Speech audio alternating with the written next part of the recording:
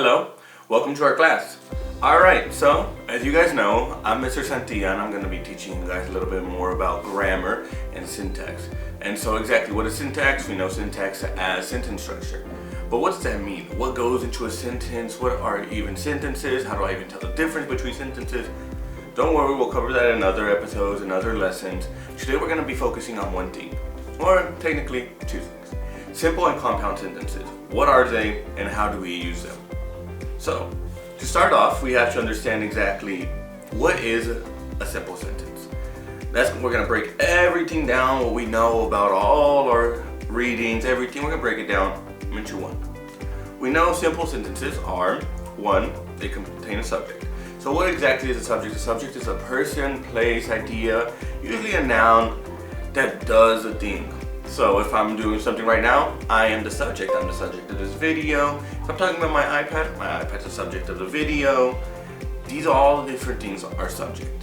And then we have verbs, and so we know verbs as actions, things that we do. And then we also have objects.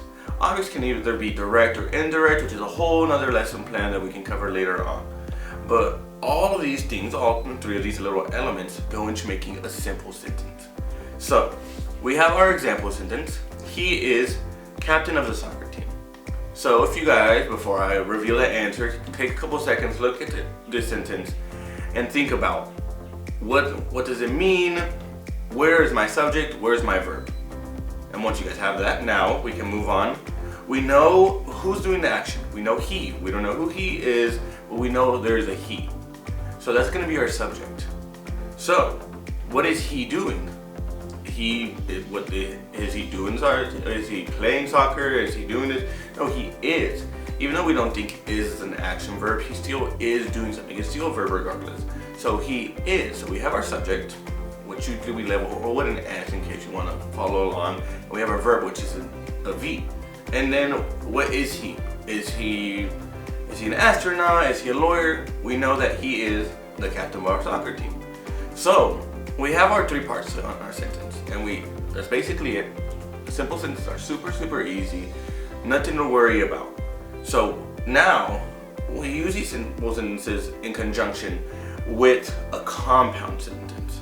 So compound sentences are basically the same thing, except simple sentences like friends. Simple sentences want to make friends with other sentences, and they want to come together. So compound sentences, unlike simple, have two subjects, and usually these subjects are separated by what we call conjunctions.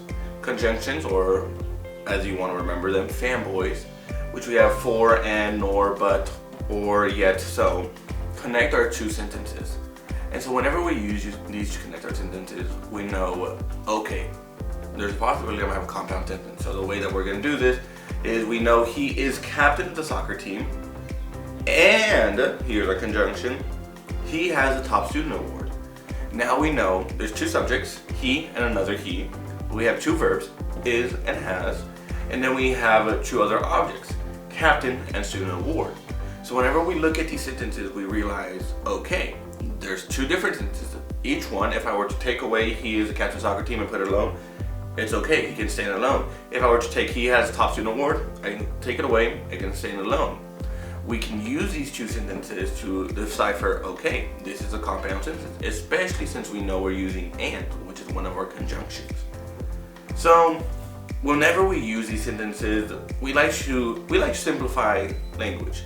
Whenever you talk to your friends, you don't want to recite a novel to them, you don't want to recite a poem. So we use simple sentences. Oh, yeah, you are brilliant, you are smart, oh, we are so excited. But then we also have those little areas where we want to practice, we want to talk a little bit more. That's where we have our compound sentences.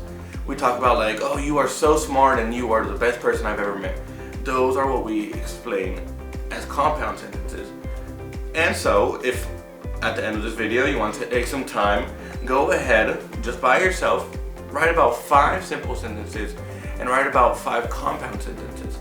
And I want to challenge you to use these sentences.